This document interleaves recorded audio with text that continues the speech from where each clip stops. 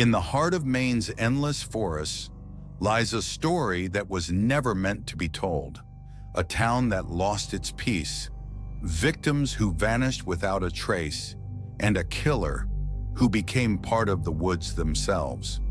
For over 40 years, no one has ever found him, but the forest still whispers his name. This is the story of the shadow in the pines.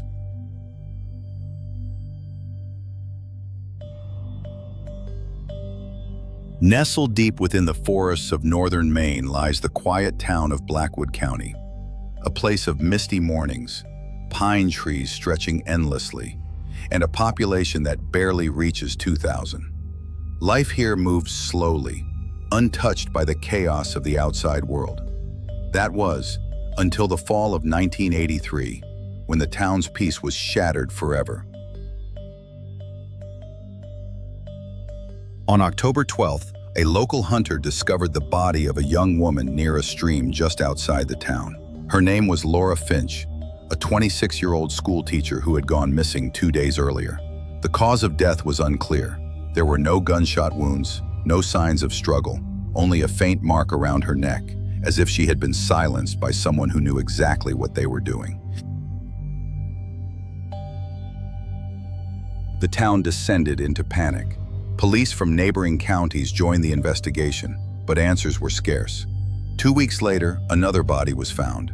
This time, a truck driver named Earl Hopkins, killed in almost the same way. The media started calling him the shadow in the pines.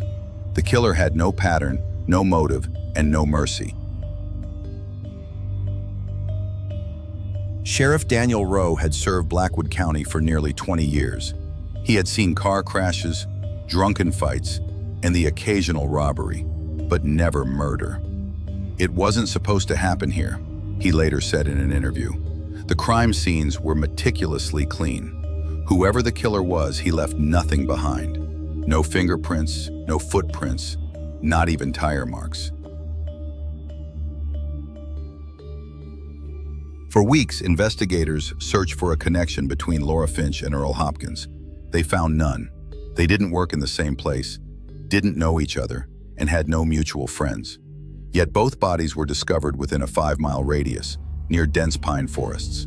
The sheriff suspected the killer might know the woods intimately, perhaps a local hunter or lumber worker. On November 5th, the body of a teenage boy, Tommy Griggs, was discovered by a group of campers. His death mirrored the previous two. No signs of struggle, just the same faint bruise around the neck. Panic turned to terror. Schools closed early, and residents locked their doors at sundown. For the first time, Blackwood County felt hunted. A witness came forward, an elderly gas station owner named Paul Marin. He claimed to have seen a rusty blue pickup truck parked near the forest the night Laura disappeared. Police tracked down several similar vehicles, but each lead went cold. The truck became a ghost story whispered in diners and bars. The blue truck in the pines. By December, the FBI joined the investigation, classifying the killings as serial murders. Profilers described the suspect as a white male, mid-30s, intelligent, organized, and possibly a local. They believed he stalked his victims silently, striking when they were alone. Yet, without physical evidence, the profile was only speculation. A shadow chasing a shadow. During a search in early 1984, officers discovered several makeshift camps deep within the forest, each abandoned, each containing cigarette butts and old cans. Forensics revealed traces of human DNA, but the technology of the time couldn't identify it. One chilling detail stood out. Each camp was within sight of where a victim's body had been found.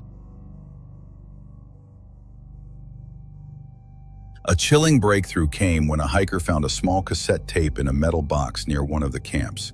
The tape contained faint breathing, footsteps on leaves, and a low humming, as if someone had been recording the forest at night. The sound expert who analyzed it said, "It felt like the forest was being watched." Dozens of suspects were questioned. Hunters, drifters, and even a reclusive Vietnam veteran living in the woods. All were interrogated, all released. One man confessed, only to be proven mentally unstable. The killer, it seemed, enjoyed watching the police chase ghosts. As winter blanketed Blackwood in snow, the killings abruptly stopped. Months passed with no new victims. People began to hope it was over, but the sheriff knew better. "He's not done," Rowe told a local reporter. "He's waiting." In April 1985, a hiker named Sarah Lowell disappeared while exploring the forest trail. Her camera was found near a tree, film still inside. When developed, the last photo showed her smiling, and in the background, barely visible through the trees, was a man wearing a dark jacket, standing perfectly still. That photo spread like wildfire. News vans lined the main road. Reporters flooded the town. Blackwood County, once peaceful, became synonymous with fear. Businesses closed and families moved away. The killer's presence lingered, unseen, yet everywhere. In June 1986, the local newspaper received an anonymous letter. It read, "You won't find me in the pines. I am the pines." Handwriting experts couldn't match it to anyone. The sheriff kept it hidden from the public for years. When asked why, he said, "Because he wanted attention, and I refused to give it." From 1986 to 1992, nothing. No bodies, no sightings, no letters. The town healed slowly, though fear lingered like smoke. Children grew up hearing stories of the shadow in the pines, a legend that felt all too real. In 2003, with advancements in forensic technology, old evidence from the camps was retested. The DNA matched none of the local suspects, but it revealed something startling.